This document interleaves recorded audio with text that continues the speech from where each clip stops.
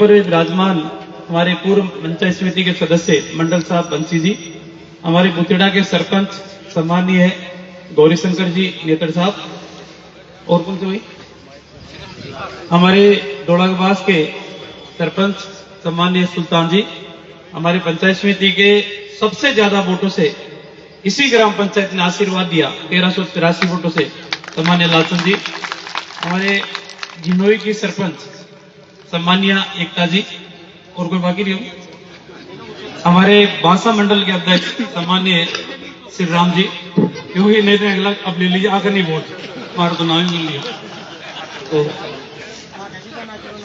तो हमारे डरा के पूर्व सरपंच सम्मानीय विष्णु जी, मलिकपुर के वीरेंद्र जी, और इस कार्यक्रम में उपस्थित सभी गणमान्य नागरिक, सभी युवा साथी और मातृशक्ति। ये कार्यक्रम में कई वर्षों से लगातार होता रहा है। पहले ये कार्यक्रम चौमू में ही हुआ करते थे, अब इस कार्यक्रमों को चारों मंडलों में अलग अलग स्थानों पे किया है। बांसा मंडल का कार्यक्रम पूर्ण हो चुका है, गोविंदगढ़ मंडल का कार्यक्रम पूर्ण हो चुका, आज कालाडरा मंडल का कार्यक्रम पूर्ण हो चुका, अब नगर मंडल का कार्यक्रम एक बाकी है, वो भी कुछ ही दिनों के अंदर ये कार्यक्रम संपन्न होगा। इस कार्यक्रम करने के पीछे जो मनोभाव है, वो मनोभाव यही है कि हमारी सनातन संस्कृति रही है कि हमने सिर्फ पूजा इंसान की नहीं की, हमने पूजा देवताओं की नहीं की। हमारी सनातन संस्कृति के अंदर तो पत्थर को भी हमने देवता माना है, वृक्षों को भी हमने पूजने का काम किया है, चींटियों को भी हमने आटा डालने का काम किया है, पक्षियों को भी हमने दाना डालने का काम किया है। और इतना ही नहीं, जो सामने है उनके लिए नहीं है।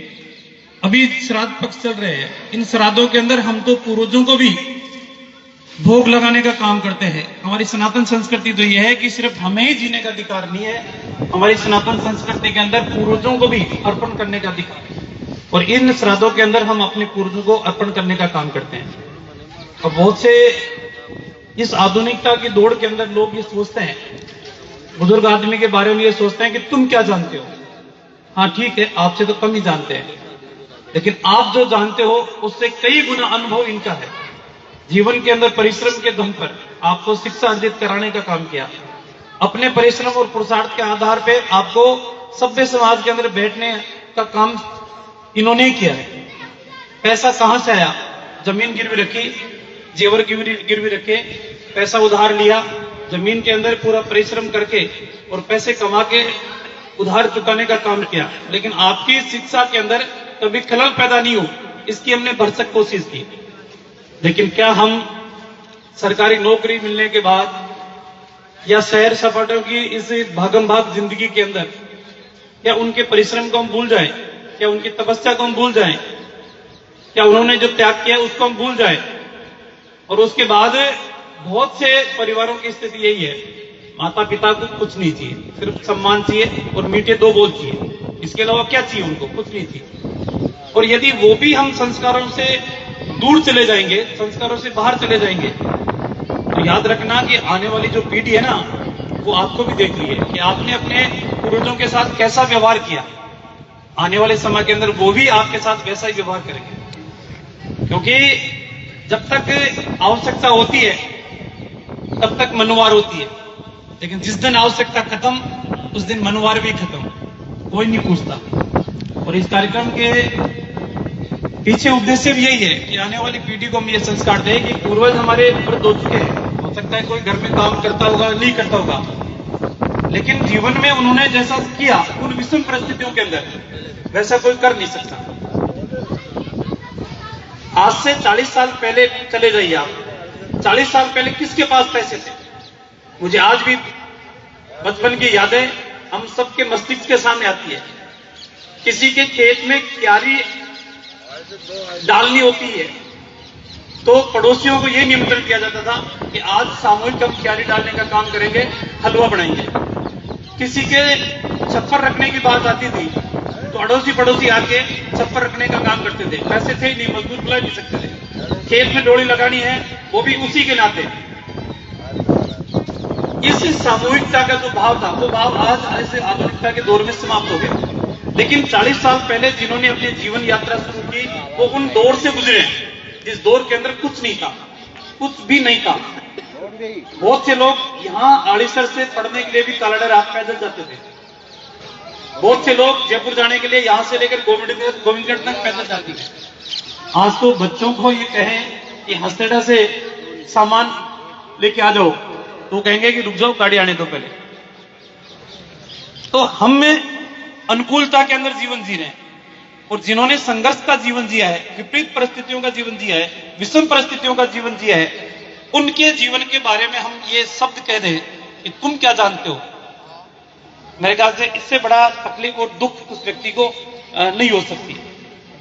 बहुत से लोग उम्मीद और ये भी करते हैं कि साहब 60 साल की आपने नौकरी तो कर ली, इस नौकरी के दौरान आपने कितने काम किए, सामाजिक दायित्वों का निर्वहन करते करते करते करते शुरुआत के अंदर नौकरी लगी थी या शुरुआत में पैसे कमाने लगे थे, तो आपने ये सोचा होगा कि 2-4 साल बाद में मजे करेंगे, पैसे आ जाएंगे, मजे करेंगे। लेकिन पता नहीं था कि 2-4 साल बाद में बच्चों की फीस, बच्चों के हॉस्टल की फीस, बच्चों की ट्यूशन फीस, फिर उसके बाद में बहन के पेज का काम, फिर भात का काम, फिर बच्चों की शादी, करते करते 60 साल में जब पीछे मुड़ के व्यक्ति देखता है कि मैंने जीवन में क्या किया, तो एक ही उत्तर मिलता है कि मैंने सिर्फ जीवन में अपने सामाजिक दायित्वों को पूरा करने के अलावा कुछ नहीं किया।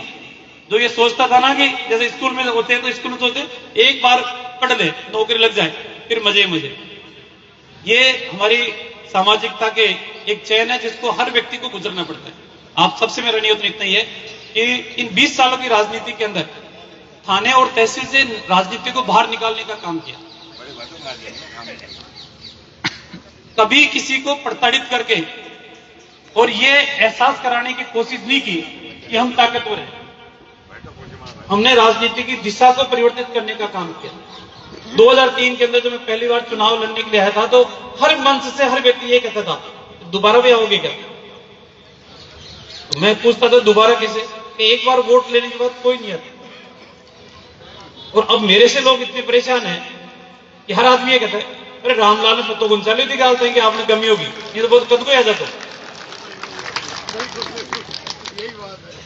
हर व्यक्ति को इतना विश्वास है, सुख हो दुख हो खुशी हो, हमेशा उपस्थिति ये मान के चलते हैं कि हमने निमंत्रण दिया है तो हमारे आएंगे जरूर।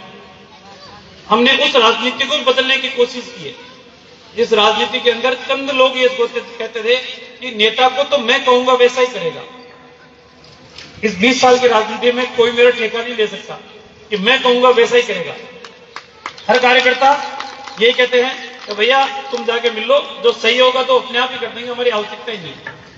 और आज मुझे खुशी है कि 20 साल के बाद में जब पलट के देखता हूं तो मेरे कार्यकर्ता के एक के ऊपर भी ये लांछन नहीं लगता कि तुम्हारे इस कार्यकर्ता ने 5 रुपए लेकर और हमारे से ये काम करवाया।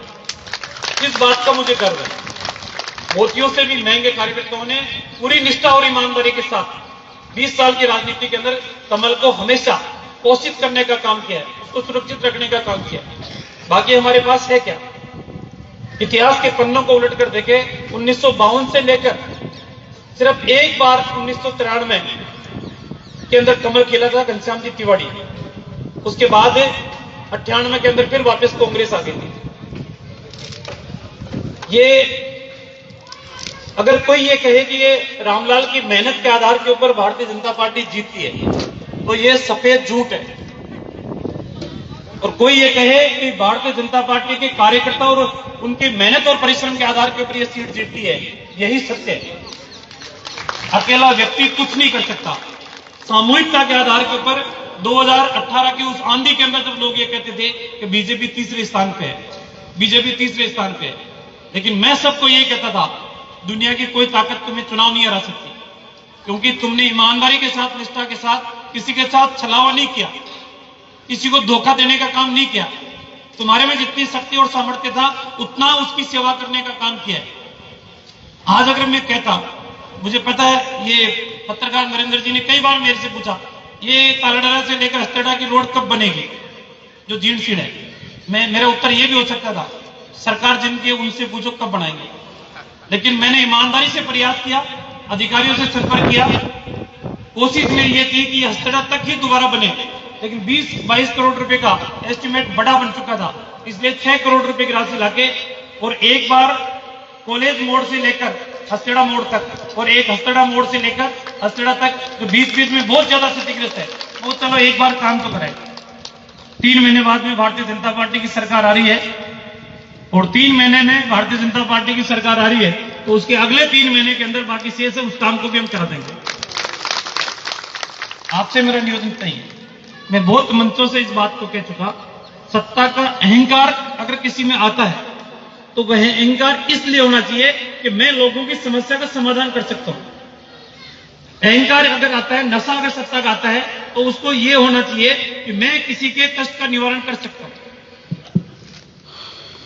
मैं ये नहीं कहता कि मेरी दहलीज के ऊपर कोई आता है उम्मीद लेके तो मैं सारी समस्याओं का समाधान कर देता हूं, नहीं हो सकता, वो भी नहीं सकता। आज सुबह एक कांकड़ा की एक बेटी है, उसका फोन है और कहा कि भाई साहब मैं क्या नाम पुष्पा भाई साहब मैं पुष्पा बोल रही हूँ। हाँ बेटा बोल।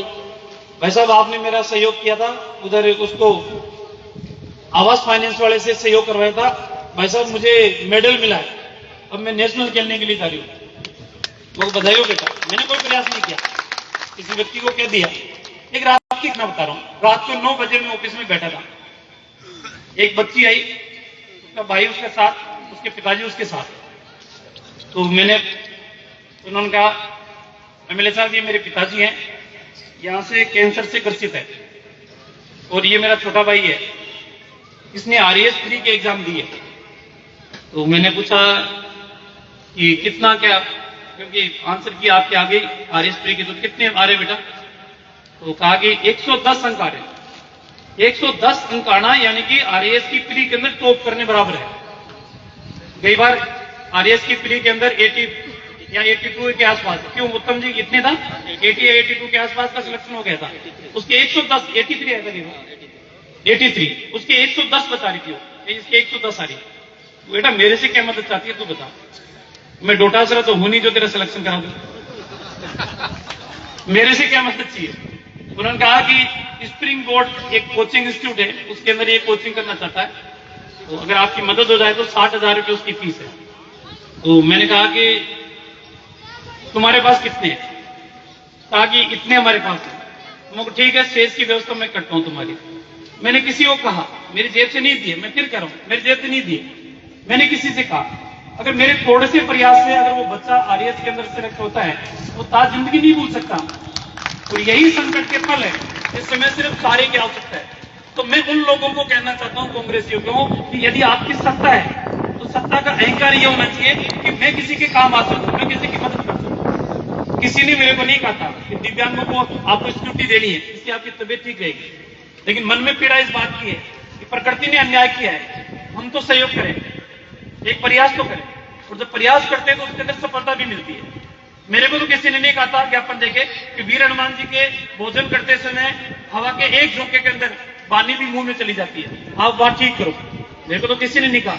लेकिन बालाजी के जब मैं जाता हूं तो दिखती है पीड़ा, दिखती है समस्या, दिखती है, उस पीड़ा को हरण करने का काम है।